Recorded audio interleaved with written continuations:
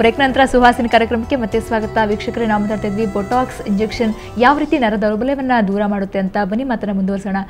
Sir, ಈ ಎಲ್ಲರಿಗೂ ತುಂಬಾ ಅನುಮಾನ ಇದೆ. ಏನಪ್ಪ ಅಂದರೆ ಈ ಕಣ್ಣಿನ ಪ್ರಾಬ್ಲಮ್ ಹೇಳಿದ್ರಿ, ತುಂಬ ಬೇರೆ ಬೇರೆ ಸಮಸ್ಯೆಗಳನ್ನು ಹೇಳಿದ್ರಿ. ಆ ಸಮಸ್ಯೆಗಳಿಗೆ ಯಾವ ರೀತಿ ಇಂಜೆಕ್ಟ್ ಮಾಡ್ತಾರೆ ಇವರು, ಇಂಜೆಕ್ಷನ್ ಯಾವ ರೀತಿ ಕೊಡ್ತಾರೆ, ಎಲ್ಲಿ ಕೊಡ್ತಾರೆ, ಹೇಗೆ ಕೊಡ್ತಾರೆ ಅಂತ.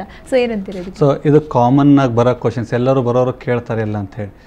ಯಾಕಂದರೆ ಇದು ಸ್ಪೆಸಿಫಿಕ್ ಆಗಿ ನಾವು ಯಾವ ಮಸಲ್ ಗ್ರೂಪ್ಸ್ ಓವರ್ ಆ್ಯಕ್ಟಿವ್ ಮಾಡ್ತಾ ಇದ್ದಾವೆ, ಅಂದರೆ ಜಾಸ್ತಿ ಕೆಲಸ ಮಾಡ್ತಾಯಿದ್ದೆ ಆ ಮಸಲ್ ಗ್ರೂಪ್ಸಿಗೆ ಕೊಡೋದ್ರಿಂದ ನಿಮಗೆ ತೊಂದರೆ ಎಲ್ಲಿದೆ ಅದೇ ಜಾಗಕ್ಕೆ ನಾವು ಕೊಡೋದು. ನಿಮಗೆ ಕಣ್ಣಿನ ತೊಂದರೆ ಇದೆ, ಕಣ್ಣಿನ ಮಸಲ್ಸ್ಗಳಿಗೆ ಕೊಡ್ತೇವೆ. ಕತ್ತಿನ ತೊಂದರೆ ಇದೆ, ಕತ್ತಿನ ಮಸಲ್ಸ್ಗಳಿಗೆ ಕೊಡ್ತೇವೆ. ಕೈಗೆ ತೊಂದರೆ ಇದೆ ಅಥವಾ ಕಾಲಿಗೆ ತೊಂದರೆ ಇದೆ, ಅದರ ತಕ್ಕಂಗೆ ಆ ಗ್ರೂಪ್ ಆಫ್ ಮಸಲ್ಸ್ಗಳಿಗೆ ಕೊಡ್ತೇವೆ ನಾವು. ಸೊ ನಾರ್ಮಲ್ಲಾಗಿ ಇದು ಪ್ರೊಸೀಜರ್ ಹೇಗಿರುತ್ತೆ ಅಂದರೆ, ನಾವು ಅಂಡರ್ EMG ಗೈಡೆನ್ಸ್ ಮಾಡ್ತೇವೆ. ಅಂದರೆ ಏನಂದರೆ ನಾವು ಯಾವ ಮಸಲ್ಸಿಗೆ ಕೊಡ್ತಾ ಇದ್ದೇವೆ ಅದು ಕರೆಕ್ಟಾಗಿ ಇದೆಯೋ ಇಲ್ಲೋ, ಅದು ಓವರ್ ಆ್ಯಕ್ಟಿವ್ ಇದೆಯೋ ಇಲ್ಲೋ ಅಂತ ಚೆಕ್ ಮಾಡಿಬಿಟ್ಟು ಕೊಡೋದು. ಈ ವಿಡಿಯೋದಲ್ಲಿ ನೋಡ್ಬೋದು ನೀವು, ನಾನು ಒಂದು ಬೊಟಾಕ್ಸ್ ಒಂದು ಪೇಷಂಟಿಗೆ ಮಾಡ್ತಾ ಇರೋದು.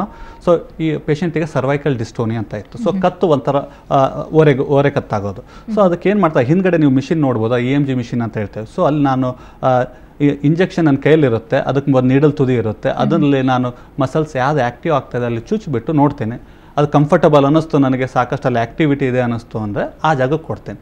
ಸೊ ಯೂಶಲಿ ಭಾಳಷ್ಟು ಜನ ಹೇಗೆ ಕೊಡಿಸ್ಕೊಳ್ಳೋದಪ್ಪ, ಕಣ್ಣಿಗೆ ಕೊಡ್ತಾರೆ ಅಥವಾ ಕತ್ತಿಗೆ ಕೊಡ್ತಾರೆ, ಭಾಳ ನೋವಾಗುತ್ತಾನೆ. ಭಾಳ ಸೂಕ್ಷ್ಮವಾದ ನೀಡಲ್ಸ್ಗಳು ಯೂಸ್ ಮಾಡ್ತೇವೆ. ಸೊಳ್ಳೆನೂ ಕಚ್ಚೋಕ್ಕಿಂತ ಕಡಿಮೆ ನೋವಾಗುತ್ತೆ ಇದು ಯೂಶಲಿ.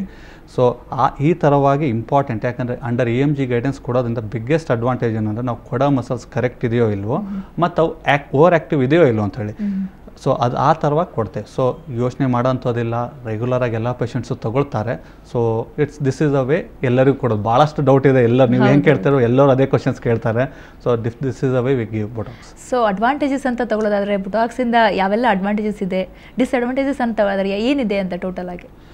ಈಗ ಬಾಟುಲಿನಮ್ ಟಾಕ್ಸಿನ್ ಇಂಜೆಕ್ಷನ್ಸ್ ಇವು ಏನು ಅಂದರೆ, ಇದು ಒಂಥರವಾದ ನರವಿಷ ಕೊಡ್ತಾ ಇರೋದು. ಸೊ ಅಡ್ವಾಂಟೇಜಸ್ ಬೆಸ್ಟ್ ಅಂದರೆ ಏನಂದರೆ, ಇದು easy procedure, day care procedure. ನೀವು ಬರ್ತೀರಾ, ಕ್ಲಿನಿಕ್ಕಿಗೆ ಬರ್ತೀರಾ, ನನಗೆ ಬಂದುಬಿಡ್ತೀರ, 1 hour 2 hour ಮುಗಿದು ಹೋಗುತ್ತೆ ಕೆಲಸ. Then you will go back your routine work. ಕೆಲವೊಬ್ರು ಬರ್ತಾರೆ, they take and next day have to go to work. So ನಿಮಗೆ ಯಾವುದೇ ಥರವಾದ ಇದಕ್ಕೆ ನಾನು ಅಡ್ಮಿಷನ್ ಆಗಬೇಕು, ಏನು ಮಾಡಬೇಕು, ಆ ಥರ ಏನೂ ಅವಶ್ಯಕತೆ ಇಲ್ಲ. ಒಂದು. ಎರಡನೇದೇನು ಅಂದರೆ, it's A reversible procedure.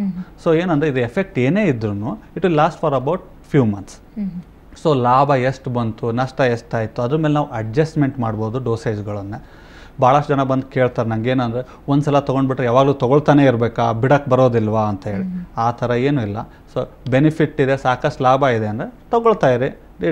It's not that ನಾವು ಕಾಯಿಲೆನ ಕ್ಯೂರ್ ಮಾಡ್ತಾ ಇಲ್ಲ, ಕಾಯಿಲೆನ ಇಂಪ್ರೂವ್ ಮಾಡ್ತಾ ಇದ್ದೀವಿ ನಿಮಗೆ ಚೆನ್ನಾಗಿರೋ ಸಲುವಾಗಿ. ಸೊ ಈ ಥರವಾದ ವಿಧವಾಗಿ ಲಾಭಗಳಿದೆ.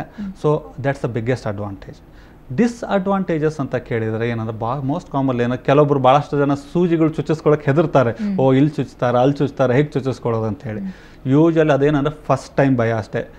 ಒಂದು ಸಲ ಮಾಡಿಸ್ಕೊಂಡು ಆಮೇಲೆ ಜನ are more comfortable, they don't have any problems with that. ಕೆಲವೊಬ್ಬರಿಗೆ ಚುಚ್ಚೋ ಜಾಗದಲ್ಲಿ ಸ್ಮಾಲ್ ರಕ್ತ ಹೆಪ್ಪಗಟ್ಟಂಗೆ ಆಗ್ಬೋದು. It's a very small percentage, ಅದು ಏನು ಪ್ರಾಬ್ಲಮ್ ಆಗೋದಿಲ್ಲ ಮೋಸ್ಟ್ ಆಫ್ ದ. ಕೆಲವೊಂದು ಟೈಮ್ ನಾವು ಇಂಜೆಕ್ಷನ್ಸ್ ಫಸ್ಟ್ ಟೈಮ್ ಕೊಡ್ತಾ ಇರ್ತೇವಲ್ಲ, ಕರೆಕ್ಟಾಗಿ ಗೊತ್ತಿರೋದಿಲ್ಲ ನಿಮಗೆ ಎಷ್ಟು ಡೋಸ್ ಬೇಕು ಹೇಗಂತ. ಈ ಒಂದು ಮನುಷ್ಯದಿಂದ ಇನ್ನೊಂದು ಮನುಷ್ಯನಿಗೆ ಎಷ್ಟು ಡೋಸ್ ಇದು ಅಡುಗೆ ಮಾಡ್ದಂಗೆ ಸಿಂಪಲ್ಲಾಗಿ ಹೇಳ್ಬೇಕಂದ್ರೆ ಉಪ್ಪು ಎಷ್ಟು ಹಾಕಬೇಕು ಅಂತ ಹೇಳಿ. So there will be variation from person to ಪರ್ಸನ್ಗೆ ವೇರಿಯೇಷನ್ ಇರುತ್ತೆ. ಸೊ ಕಾಮನ್ ಆಗಿ ಏನಾಗುತ್ತೆ ಅಂದರೆ, ನಿಮಗೆ ಸ್ವಲ್ಪ ಕೊಟ್ಟಿದೆ ಫಸ್ಟ್ ಟೈಮು, ಸೊ ನಿಮಗೆ ಭಾಳಷ್ಟು ಲಾಭ ಸಿಗೋದಿಲ್ಲ. ಅಥವಾ ಸ್ವಲ್ಪ ಜಾಸ್ತಿ ಆಗಿತ್ತು ಅಂದ್ರೆ ಏನಾಗುತ್ತೆ ಅಂದರೆ, ಸ್ವಲ್ಪ ಕತ್ತಿಗೆ ಕೊಟ್ಟಿದ್ದು ಅಂತ ಹೇಳಿ ಕತ್ತು ವೀಕ್ ಆಯ್ತಾನೋ ಅನಿಸುತ್ತೆ, ಶಕ್ತಿ ಇಲ್ಲ ಅನ್ಸುತ್ತೆ. ಯೂಶಲಿ ಆ ಥರ ಬಂದರೂ nothing to worry about. Usually ಏನಾಗುತ್ತೆ ಅಂದರೆ, ಅದು 1 to 2 weeks it will come back to the baseline. So ಆ ಥರವಾಗಿ ಏನೂ ಅಂತ ಹೇಳ್ಕೊಳ್ಳಂಗೆ ಅಂಥ ದೊಡ್ಡದಾದ ತೊಂದರೆಗಳು ಏನೂ ಇಲ್ಲ. ಕಾಮನ್ ಆಗಿ ಭಾಳಷ್ಟು ಜನ ತಗೊಳ್ತಾರೆ, ರೆಗ್ಯುಲರ್ ಆಗಿ ತಗೊಳ್ತಾರೆ. So very rarely anyone will have complaints about it. Side effects ಏನೂ ಇಲ್ಲ ಅಂತೀರಾ? ಹೇಳಿದ ಸೈಡ್ ಎಫೆಕ್ಟ್ಸ್ ಅಂದರೆ ಸಿಂಪಲ್ಲಾಗಿ ಕೆಲವೊಂದು ಟೈಮ್ ಪೇನ್ಗಳು, ಬ್ಲೀಡಿಂಗ್ ಸ್ಪಾಟ್ಸ್ ಆಗೋಂಥವು. ಕೆಲವೊಬ್ಬರಿಗೆ ಸ್ವಲ್ಪ ಫಸ್ಟ್ ಟೈಮ್ ಕೊಟ್ಟಾಗ ಕರೆಕ್ಟ್ ಡೋಸ್ ಗೊತ್ತಾಯ್ತು, ಸ್ವಲ್ಪ ವೀಕ್ನೆಸ್ ಥರದ್ದು ಕಾಣಿಸ್ಕೊಳ್ಳಿ. ಅದು ಬಿಟ್ಟರೆ most of the time people are very comfortable to take it. ಮತ್ತೊಂದಂದರೆ, ಈಗ ಒಂದ್ಸರಿ ತೊಗೊಂಡಿದ್ದಾರೆ, ಸೊ ಒಂದು 3-4 ಮಂತ್ ಅಂತೂ ಅವ್ರಿಗೆ ಪ್ರಾಬ್ಲಮ್ ಎಲ್ಲ ಸೊಲ್ಯೂಷನ್ಗೆ ಸಿಕ್ತು ಅಂತ. ನೆಕ್ಸ್ಟ್ ಮತ್ತೆ ಅವ್ರು ಕಂಟಿನ್ಯೂಸ್ ಆಗಿ ತೊಗೊಳ್ತಾ ಇರಬೇಕಾ, ಹೇಗೆ ಏನಿದೆ ಅಂತ? ಸೊ ನಾನೇನಂದರೆ, ಯೂಶಲಿ ಏನಾದ್ರು ಬೇರೆ ಇಂಜೆಕ್ಷನ್ಸ್ಗಳ ಥರ ಇದು ಇಂಜೆಕ್ಷನ್ಸ್ ಕೊಟ್ಟ ತಕ್ಷಣ ಕೆಲಸ ಮಾಡೋದಿಲ್ಲ. ಯೂಶಲಿ ಏನು ಇಂಜೆಕ್ಷನ್ಸ್ ಆಗಿದ್ಮೇಲೆ 5 to 7 days ಆಮೇಲೆ ಇಂಪ್ರೂವ್ಮೆಂಟ್ಗಳು ಬರೋಕ್ಕೆ ಸ್ಟಾರ್ಟ್ ಆಗುತ್ತೆ. ಯಾಕಂದರೆ ಅದು ನಾನು ಫಸ್ಟ್ ವೀಡಿಯೋದಲ್ಲಿ ತೋರಿಸಿದ್ನಲ್ಲ, ಅದು ಬಾಟುಲಿನಮ್ ಟಾಕ್ಸಿನ್ ನರ ಎಂಡಿಗೆ ಹೋಗಬೇಕು, ಅಲ್ಲಿ ಇರೋ ಎಸಿಟೈಲ್ಕೊಲೈನ್ ಟ್ರಾನ್ಸ್ಪೋರ್ಟನ್ನು ಅದು ಕಟ್ ಮಾಡುತ್ತೆ. So it will take some time ಅಲ್ಲಿ ಕೆಲಸ ಮಾಡೋ ಸಲುವಾಗಿ. ಒಂದ್ಸಲ ಇಂಪ್ರೂವ್ಮೆಂಟ್ ಬಂದಾಗಿದ್ಮೇಲೆ ಏನಾಗುತ್ತೆ ಅಂದರೆ it will keep on working. ಆದರೆ ನಾರ್ಮಲ್ ಹೀಲಿಂಗ್ ಪ್ರೊಸೆಸ್ ಅನ್ನೋದು ಒಂದು ಹೇಳಿರುತ್ತೆ ಅಂತ ಹೇಳಿದ್ನಲ್ಲ, so normal healing process start ಆಗುತ್ತೆ. ಸೊ ಆ ಹೀಲಿಂಗ್ ಪ್ರೋಸೆಸ್ ಆಗೋಷ್ಟು ಯೂಶಲಿ ಆ ಎಫೆಕ್ಟ್ಗಳು ಮತ್ತು ನರಗಳು ಅದು ಮೊದಲಿನ ಸಿಚುವೇಶನ್ ಅಷ್ಟೇ 3 ಇಂದ 4 ತಿಂಗಳು ರಫ್ಲಿ ತಗೊಳುತ್ತೆ. ಕೆಲವೊಂದು ಸಿಚುವೇಶನ್ 5-6 ತಿಂಗಳೂ ಆಗ್ಬೋದು. ಸೊ ಆ ಥರವಾಗಿ ಯೂಶಲಿ ಇಂಜೆಕ್ಷನ್ಸ್ಗಳು ಇಂಟರ್ಮಿಟೆಂಟ್ ಬೇಸಿಸಲ್ಲಿ ಬೇಕಾಗುತ್ತೆ. ರಫ್ಲಿ ಅರೌಂಡ್ 3 to 4 ಮಂತ್ಸ್ ಅಂತ ಹೇಳ್ಬೋದು ಮೋಸ್ಟ್ ಆಫ್ ದ ಪೇಷಂಟ್ಸ್ಗಳಿಗೆ. ಆಮೇಲೆ ಇದು ಪರ್ಮನೆಂಟ್ ಆಗಿಲಾರ್ದೇ ಇರೋದ್ರಿಂದ ಅದೇ ಬಿಗ್ಗೆಸ್ಟ್ ಅಡ್ವಾಂಟೇಜ್ ಇದು. ಓಕೆ ಓಕೆ, ಬಿಜಾಪುರದಿಂದ ನಮ್ಮ ಕಾಲರ್ ರೆಡಿ ಇದ್ದಾರೆ, ಅಶೋಕ್ ಅಂತ. ಅಶೋಕ್ ಅವರು ಹೇಳಿ, ಏನು ಸಮಸ್ಯೆ ಇದೆ? ಮೇಡಮ್, ನನಗೆ ಕಿವಿಯಲ್ಲಿ ಹಾಂ ಸ್ವಲ್ಪ ಏನೋ ಗುಳ್ಳೆ ಆಗಿಬಿಟ್ಟು ಒಂದು 4-5 ಡೇಸ್ ಆಯ್ತು. ಹಾಂ, ಅದು ಸ್ವಲ್ಪ ನೋವು ಬರ್ತಾ ಇದೆ.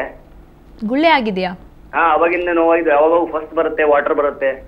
ಅಲ್ಲ, ನಾವಿವತ್ತು ನರರೋಗಕ್ಕೆ ಸಂಬಂಧಪಟ್ಟಂಗೆ ಮಾತಾಡ್ತಾ ಇದ್ದೀವಿ, ಬಟ್ ಡಾಕ್ಟರ್ ಮಾತಾಡ್ತಾರೆ ನಿಮ್ಮ ಪ್ರಶ್ನೆಗೆ. ಸೊ ಆ ಗುಳ್ಳೆದು ಇದು ಇವಾಗ ಕೊಡ್ತಾ ಇರೋ ಟಾಕಿಗೂ ಸಂಬಂಧನೇ ಇಲ್ಲ. ಐ ಥಿಂಕ್ ಗುಳ್ಳೆ ಇತ್ತಂದ್ರೆ ಯು ನೀಡ್ ಟು ಕಿವಿ ಮೂಗು ಗಂಟಲು ಡಾಕ್ಟ್ರಿಗೆ ತೋರಿಸಿ, ದೇ ವಿಲ್ ಅಡ್ವೈಸ್ ಯು ಅದ್ರ ಬಾಯಲ್ಲೇ. ಓಕೆ ಓಕೆ, ಮತ್ತಷ್ಟು ಕಾಲರ್ ಇದ್ದಾರೆ. ಡಾಕ್ಟರ್ ಈ ಚಿಕ್ಕದೊಂದು ಬೇಗ ತೊಗೊಳ್ಳೋಣ. ವೀಕ್ಷಕರೇ, ಮತ್ತಷ್ಟು ಮಾತಾಡೋಣ. ಬೊಟಾಕ್ಸ್ ಯಾವ ರೀತಿ ಯೂಸ್ ಆಗುತ್ತೆ, ಸೊ ಸೈಡ್ ಎಫೆಕ್ಟ್ಸ್ ಅಂತೂ ಏನೂ ಇಲ್ಲ ಅಂತ ಡಾಕ್ಟರ್ ಹೇಳ್ತಾ ಇದ್ರು. ನೀವು ಕೂಡ ಕರೆ ಮಾಡಿ ನಿಮ್ಮ ಅನುಮಾನಗಳನ್ನು ಪರಿಹರಿಸ್ಕೊಳ್ಳಿ. ಈಗ ಚಿಕ್ಕದೊಂದು ಬ್ರೇಕ್.